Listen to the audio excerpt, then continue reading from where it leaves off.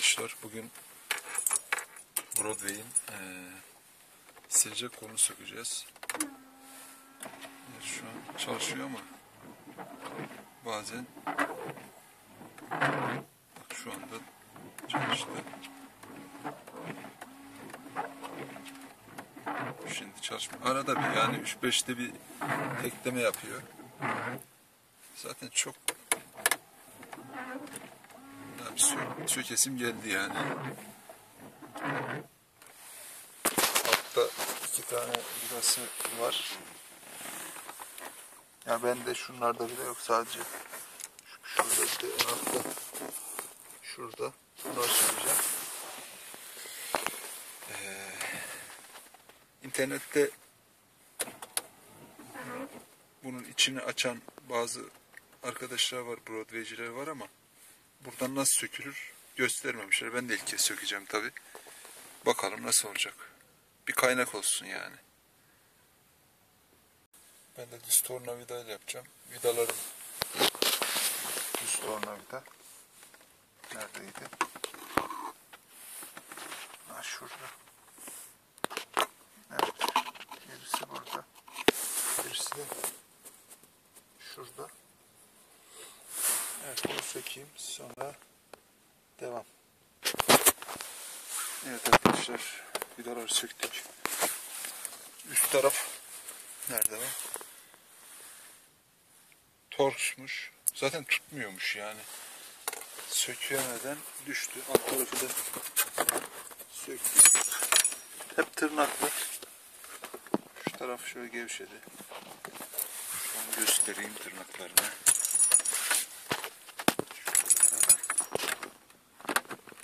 Netlemiyor ki. Netle. Böyle şöyle.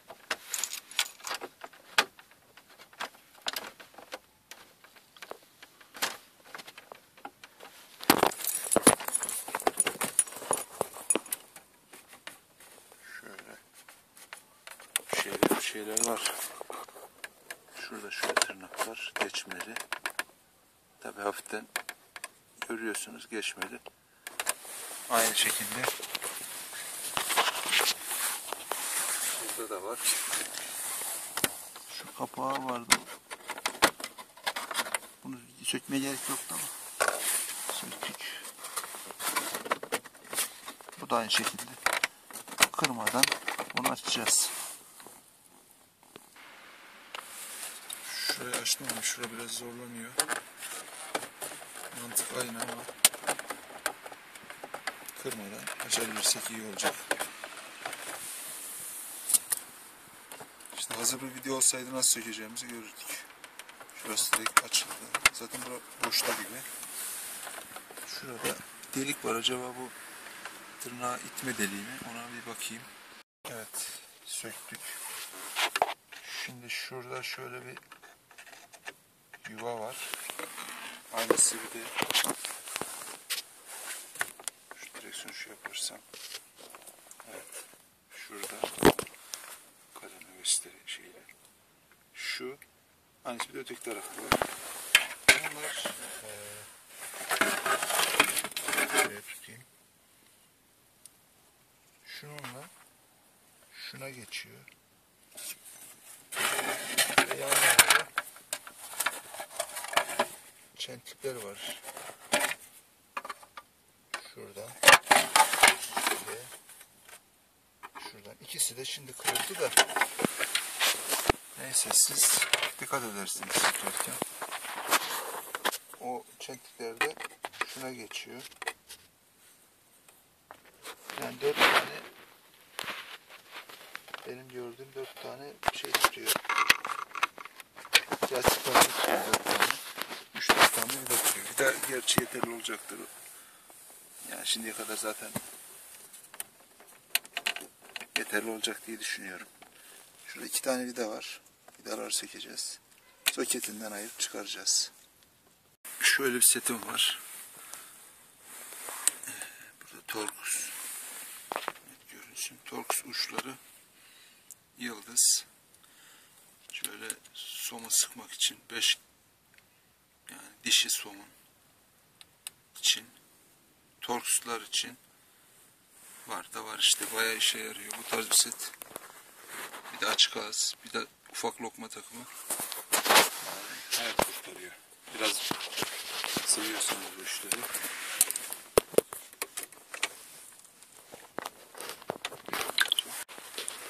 Bakayım, görünüyor mu? Evet, vidaları basit şöyle.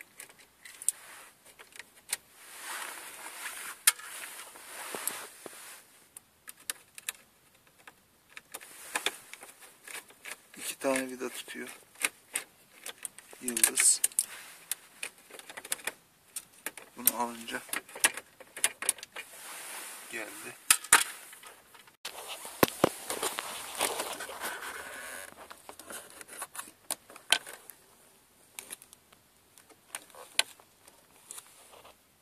Soket yerinden şuradan çıkartmamız gerekiyor. Biraz zorlayacağız tabii. Evet, soketi kurtardık. Bunu buradan çıkması da zor. Ama çıkaracağız.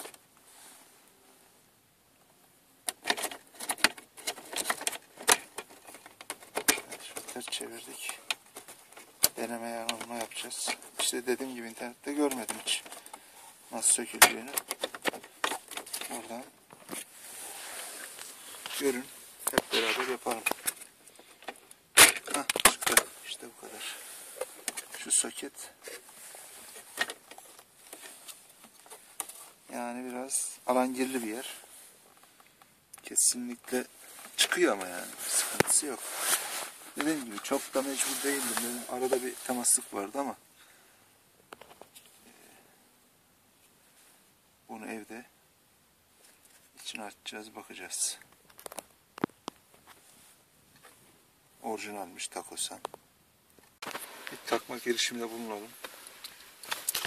Arkadaşlar şurayı bir göstereyim. İsterim, evet. Şöyle tuttuk. Şu aradan iteliyoruz. İçine giriyor. Evet. Öncelikle şu parçaları yapıştıracağım. Ama bunu daha sonra yapacağım. Önce şunu kenara koyayım. Önce şunun içini açıp temassızlık olan noktasını yapalım. Evet arkadaşlar. Şimdi bunu açmak için öncelikle şunları kanıttırmamız gerekiyor. İnternette bununla ilgili video var zaten.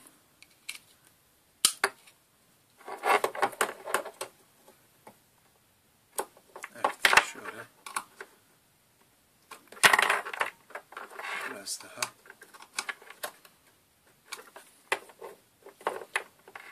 Şunu açtık. Gelelim zurnanın zırt dediği yere. Şimdi arkadaşlar bunu da Murat Anlı arkadaşımızdan gördüm. Broadway'ci. Daha çok Broadway videolar çekiyor. Şuralara matkapla deleceğiz. Bakın şu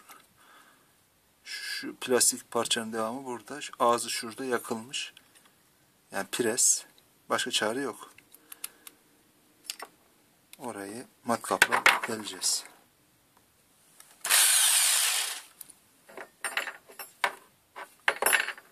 Şuraydı pardon. Önce üçlük uçla yapacağım. Olmadı 3,5. Şuradan. Şöyle yapalım. Önce şunu.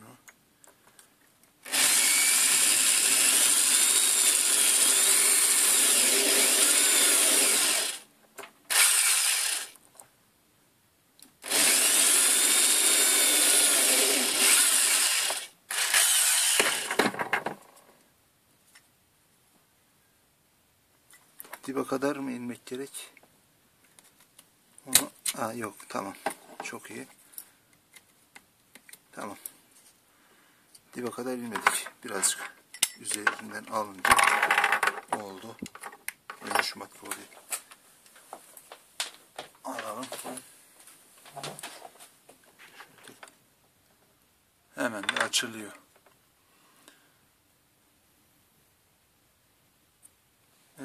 arkadaşlar.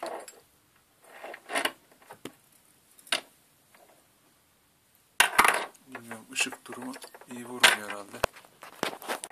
Tabii mekanizma nasıl sökülür, nasıl takılır onu anlatmaya gerek yok. Şurada bir tane direnç var.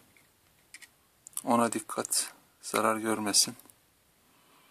Şu uçları da tam böyle kıl payı yapmışız. Takarken bilmiyorum, kablo sıkıştırıcıyla belki yaparım.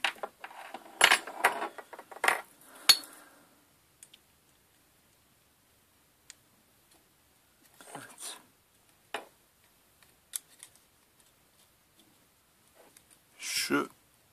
Şu mekanizma anladığım kadarıyla silecekleri çalıştıran mekanizmadır.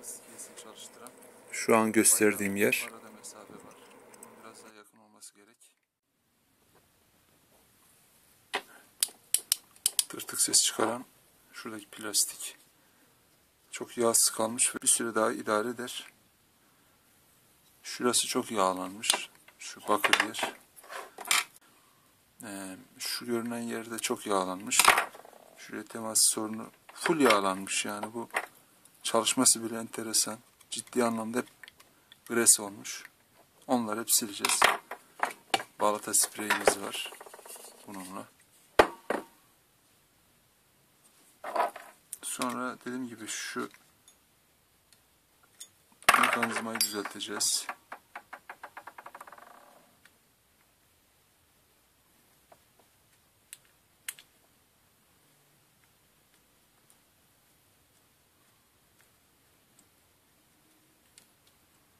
Mesela kolu şöyle yaptığımız zaman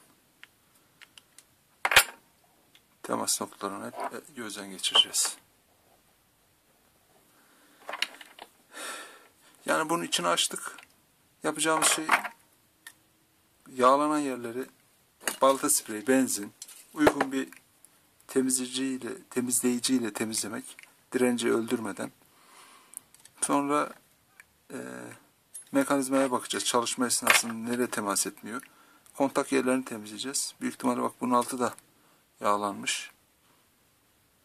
Temizleyeceğiz, geri takacağız. Arkadaşlar bir de şöyle bir şey var. Bakın. Şu parçaların her biri çıkıyor. Evet arkadaşlar, hepsini söktüm. Şu parça, şu tarafını zımparaladım hafiften. Çok da aşındırmamak lazım. Bunları tek tek söküp geri taktım.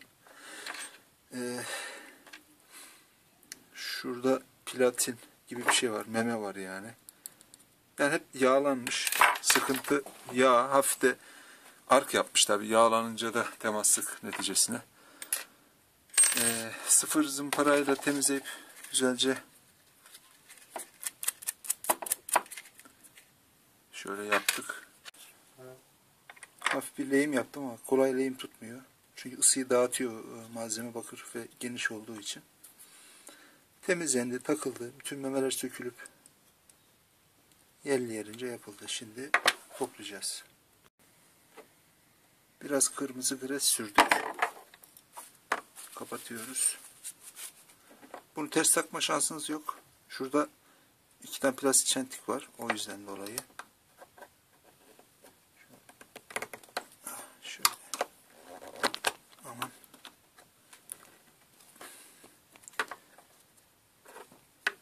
Evet. Şurada yapayım.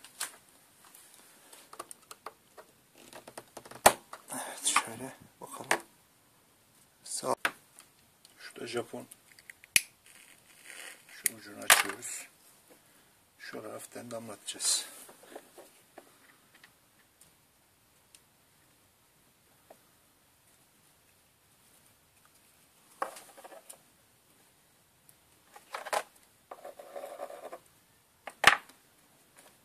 Şuraya damlatalım.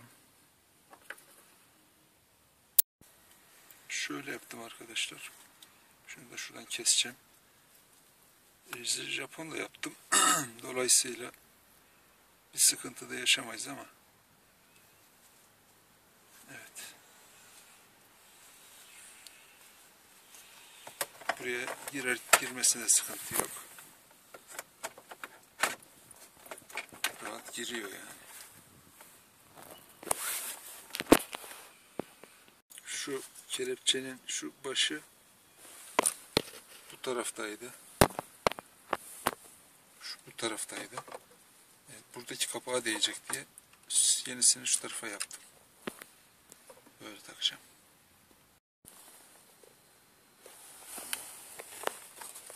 Evet.